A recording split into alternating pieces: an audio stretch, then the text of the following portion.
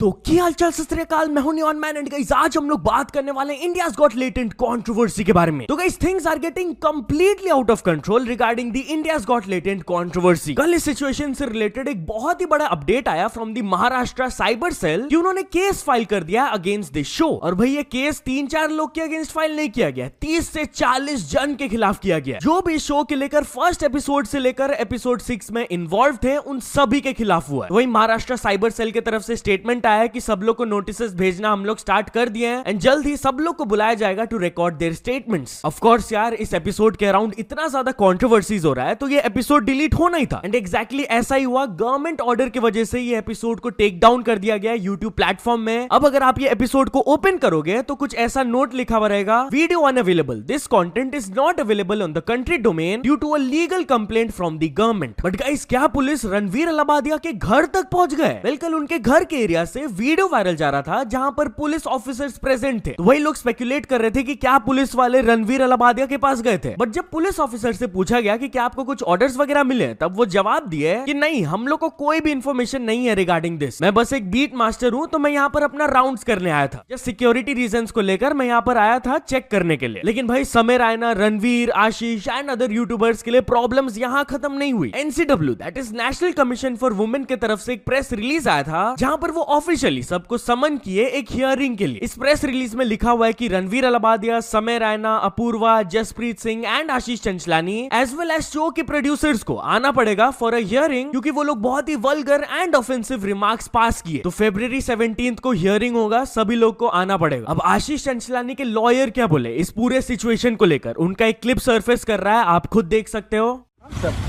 I cannot tell you right now something which is cannot be put out in the media. बिल्कुल बिल्कुल। I would refer myself. आपके client कौन है, किसको Ashish Chanchlani sir. Thank you so much. उनको summon किया है पुलिस ने सर, मैं बाद में आपको बट या खाली केसेस एंड कंप्लेंट्स नहीं, अब तो एसोसिएशंस डायरेक्टली अपील कर रहे गवर्नमेंट से कि इंडियाज गॉट लेटेंट शो को बैन कर देना चाहिए। जी हाँ, ऑल इंडियन सिने वर्कर्स एसोसिएशन ने ऑफिशियली हमारे union home minister and information and broadcasting minister को एक लेटर लिखे जहां पर वो डिमांड कर रहे हैं कि इंडियाज गॉट लेटेंट बैन हो जाना चाहिए। वहां पर रीजंस उन्होंने यही दिया है कि शो में बहुत ही इनअप्रोप्रिएट चीजें बोली जाती है, अब्यूजिव लैंग्वेज यूज किया जाता है जो कि लोगों को गलत तरीके से इन्फ्लुएंस कर रही है। But all Indian cine workers association से एक सवाल पूछा जा रहा है। यूट्यूबर योगी बाबा प्रोडक्शंस इस पर रिएक्ट करते हुए एक ट्वीट किए, ऑल्ट बालाजी, उल्लू, kind of calling them out. जब ओटीटी प्लेटफॉर्म्स में सीधे अडल्ट कंटेंट अपलोड किया जा रहा था तब तो वो कुछ नहीं बोले। अभी जब एक यूट्यूबर अच्छा सा सक्सेसफुल शो रन कर रहे हैं तो ये लोग आवाज उठा रहे हैं। एंड भाई, क्या genuinely India's Got latent ban हो जाना चाहिए? वेल, इस शो के एक विनर अपना ओपिनियन दिए। बेसिकली एपिसोड 4 के विनर थे हार्ड शिवम। वो अपने इंस्टाग्राम में एक वीडियो अपलोड किया एंड उन्होंने अपना पर्सपेक्टिव शेयर किया, आप खुद सुन लीजिए। मैं वो जस्टिफाई करने नहीं आया हूँ कि वो चीज सही थी या गलत थी जो रणवीर अलाहाबादिया ने बोली। मैं ये वीडियो इसलिए बना रहा हूँ क्योंकि जब मेरे पे किसी ने बिलीव नहीं किया था, मैं हर जगह से रिजेक्ट हो रहा था, like MTV Hustle, 1 minute rap challenge, ओहो सीन चेंज। तब समय भाई gave me an opportunity to prove myself which I did. आज मेरे कुछ नियरली 29 के फॉलोअर्स हैं बिकॉज ऑफ दिस शो। मतलब अगर इंडियाज गॉट लेटेंट नहीं होता तो मैं भी किसी गली का अंडररेटेड रैपर ही होता। और सिर्फ मैं ही नहीं, खुशी, युवराज, कुशल, भव्य, नमन अरोरा और न जाने कितने लोगों को ऐसा प्लेटफॉर्म मिला है अपनी स्किल शो करने के लिए एंड आज उनका करियर अच्छा चल रहा है। तो शो बंद करने से समय भाई को ज्यादा दिक्कत नहीं होगी, भाई ने ऑलरेडी अच्छा खासा पैसा छाप लिया है। दिक्कत हम जैसे आर्टिस्ट को होगी जिनको बस एक चांस चाहिए होता है दुनिया के आगे खुद को प्रूव करने का। Now amidst this controversy, comedian Sunil Pal तो बोल रहे हैं कि भाई रणवीर अलाहाबादिया एंड समय रायना को 10 साल की जेल हो जानी चाहिए। लिटरली वो अपने इंटरव्यू के दौरान बोले कि I think the time has come कि इनके खिलाफ स्ट्रिक्ट एक्शन लिया जाना चाहिए। ये जो सो कॉल्ड कॉमेडियंस है, ये लोग एक्चुअल कॉमेडियंस नहीं है, सोसाइटी के लिए एक धब्बा है। ये लोग हैं who use foul language and obscene content। ये लोग क्लेम तो करते हैं कि ये लोग कंटेंट क्रिएटर्स हैं, बट खुद के पास इनका कुछ कंटेंट नहीं होता है, ये लोग क्रिएटर्स नहीं है। I believe they should be punished with at least 10 years in prison for spreading such filth। Not only this, वो केबीसी शो को भी कॉल आउट किया कि भाई वो समय रायना को क्यों इन्वाइट किए थे। उन्होंने कहा, मैं मेकर्स ऑफ केबीसी भी ये सवाल पूछना चाहता हूँ कि ऐसे लोगों को वो लोग क्यों इन्वाइट किए? वो लोग क्या मैसेज स्प्रेड करना चाहते हैं कि अगर आप गंदी लैंग्वेज यूज करोगे एंड ऑब्सीन कंटेंट स्प्रेड करोगे तो आपको केबीसी एंड बड़े shows like like Bigg Boss में इनवाइट किया जाएगा? एंड या guys, once again as discussed in the last video, बहुत सारे यूट्यूबर्स इस टॉपिक को टच कर रहे हैं कि क्या ये कंट्रोवर्सी को आउट ऑफ प्रोपोर्शन ब्लो किया जा रहा है। ध्रुव राठी इसके बारे में बात करते हुए फिर से एक ट्वीट किए, आई मे नॉट लाइक और अग्री विद रणवीर और Samay's content, but the way ये politicians, media anchors, police and the whole machinery उनको हरास कर रहे हैं is unacceptable, wrong and very suspicious. मेरे को लगता है कि इसके पीछे कुछ एजेंडा हो सकता है to divert attention from real issues and bring dangerous censorship. कल मणिपुर सीएम के रेजिग्नेशन न्यूज को कंप्लीटली शट आउट कर दिया गया था from mainstream news channels. Mohak Mangal भी इसके बारे में बात करते हुए कहे कि अगर तो रणवीर AQI के ऊपर जो क्रैक किए होते हैं या फिर अर्बन इंफ्रास्ट्रक्चर के ऊपर या फिर क्लीनलीनेस के ऊपर, तब ये सब प्रॉब्लम्स उनके ऊपर आती ही नहीं। पॉलिटिकल इंसेंटिव्स यहाँ पर ऐसे हैं कि एक इंडियन पॉलिटिशियन एक्ट करते हैं on visible solution instead of the invisible one, no matter कि कौन सा ज्यादा इंपॉर्टेंट हो। बीस्ट बॉय शुभ भी एक सरकास्टिक ट्वीट किए, हम सब चाहते हैं कि सारे पॉलिटिशियंस एक बड़ी मीटिंग रखे इस जोक सिचुएशन को लेके। इतने बड़े क्राइम को हम कैसे इग्नोर कर सकते हैं? कब तक हम सिर्फ rape, corruption, pollution, bullying,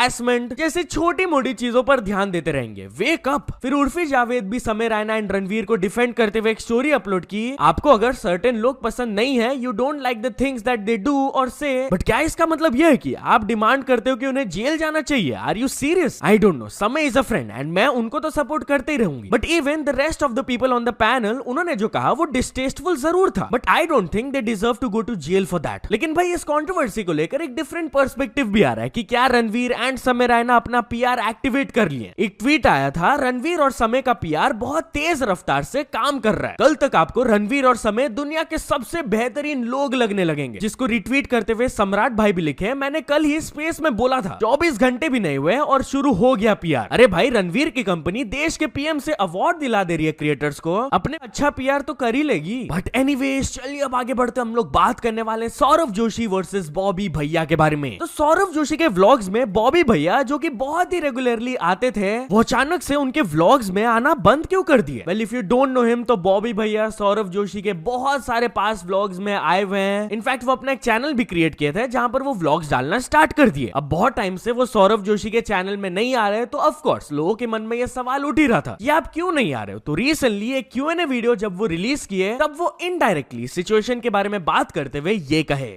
guys last में एक चीज कहना चाहूंगा, जब छोटे गलती करते हैं तो बड़े उनको डांटते भी हैं, समझाते भी हैं, तो उनको बुरा नहीं मानना चाहिए किसी चीज का भी, क्योंकि बड़े जब कुछ कहते हैं छोटों को तो वो अपने हक से कहते हैं कि आप गलत कर रहे हो या आपने गलत करा है, तो उन्हें बुरा नहीं मानना चाहिए और उन्हें रिस्पेक्ट करनी चाहिए बड़ों की। बाकी मेरे दोस्तों, जिंदगी बहुत छोटी है, इसे हंस खेल कर जीना चाहिए, सबसे अच्छे रिलेशन रखने चाहिए। तो चलिए अब आगे बढ़ते हम लोग बात करने वाले हर्ष बेनीवाल के बारे में। तो हर्ष बेनीवाल लोगों से रिक्वेस्ट किए कि भाई ऑफेंड मत हो। यस गाइस, बेसिकली वो अपने इंस्टाग्राम में एक नॉर्मल सा स्टोरी अपलोड किया था जिसको देखकर कुछ लोग ऑफेंड हो गए थे एंड फिर वो उनको जवाब देते हुए ये कहे, क्या चिकन चाहिए? ये ले।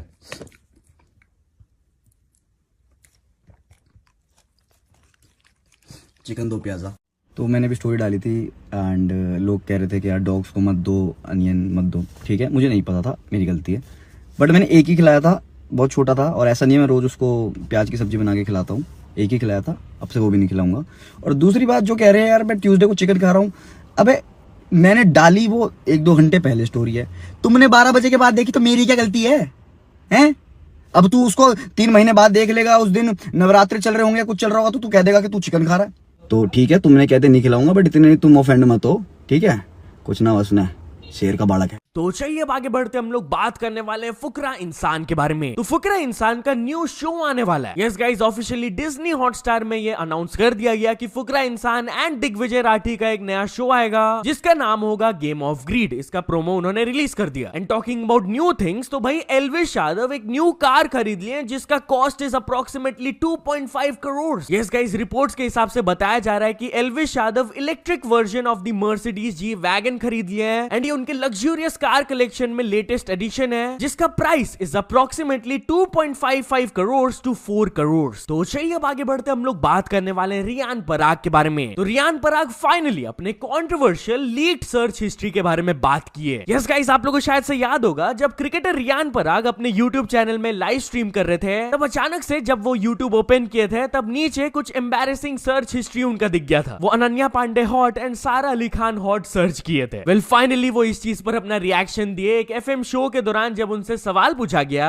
तब वो जवाब दिए कि मैं अपना आईपीएल फिनिश किया था, we were in Chennai. Match finish करने के बाद I got in a Discord call with my group. वो चीज अभी पब्लिसाइज हुआ but it happened before the IPL. मेरे डिस्कॉर्ड टीम में से एक person tried to set me up before the IPL, लेकिन फिर after the IPL hype was there, I had a very good season and जैसे ही मैं अपना स्ट्रीम ओपन किया था तो मेरा स्पॉटिफाई या फिर एप्पल म्यूजिक ओपन नहीं हुआ था, इट गॉट डिलीटेड। तो मैं यूट्यूब को ओपन किया था म्यूजिक ऑन करने के लिए and I search for music, और उसके बाद मेरे को समझ ही नहीं आ रहा था कि भाई क्या हो रहा है। लेकिन जैसे ही स्ट्रीम एंड हुआ I was like oh shit this happened. लेकिन इस चीज को बहुत ही आउट ऑफ प्रोपोर्शन ब्लो कर दिया गया था। I don't think it was good enough a reason for me to go out publicly and clarify everything. Anyways चलिए अब आगे बढ़ते हम लोग बात करने वाले हैं Ed Sheeran and Arijit Singh के बारे में। तो Ed Sheeran and Arijit Singh का एक वीडियो वायरल जा रहा है। Yes guys, basically Ed Sheeran Arijit Singh के पास गए वेस्ट बंगाल में उनसे मिलने एंड भाई क्लासिक अरिजीत सिंह स्टाइल में वो उनको स्कूटी में घुमा रहे थे। जैसे कि आप ये वायरल क्लिप्स में देख सकते हो, एड शेरन भी काफी एंजॉय कर रहे हैं यार उनके साथ। अब चलो ये स्कूटी राइड्स तो ठीक है, बट फैंस इस चीज को लेकर भी एक्साइटेड हो गए कि क्या इन दोनों का एक साथ कोलैब वगैरह आ सकता है, ये लोग म्यूजिक बना सकते हैं। बट यहाँ चलिए अब कुछ अचीवमेंट्स के बारे में बात कर लेते हैं। तो फर्स्ट ऑफ ऑल ध्रुव ठक्कर ने कंप्लीट कर चुके हैं 100 के सब्सक्राइबर्स एंड गोल्ड आईक्यू ने भी कंप्लीट कर चुके हैं 100 के subscribers. So many congratulations to both of them. तो चलिए अब एक इंटरनेशनल स्टोरी के बारे में बात करते हैं। हम लोग बात करने वाले हैं Elon Musk versus Sam Altman के बारे में। तो guys Elon Musk and Sam Altman के बीच में काफी बड़ा लफड़ा स्टार्ट हो गया। बेसिकली इन दोनों का ऑलरेडी नहीं बनता है, आप लोग को पता ही होगा। सैम ऑल्टमैन ओपन एआई के जो सीईओ है, रिपोर्टेडली इलॉन मस्क उनके कंपनी को खरीदने के लिए बिड रखे थे ऑफ $97.4 बिलियन का। But guess what, Sam Altman publicly इसके बाद क्या ट्वीट किए, उन्होंने लिखा no thank you but we will still buy Twitter for $9.74 billion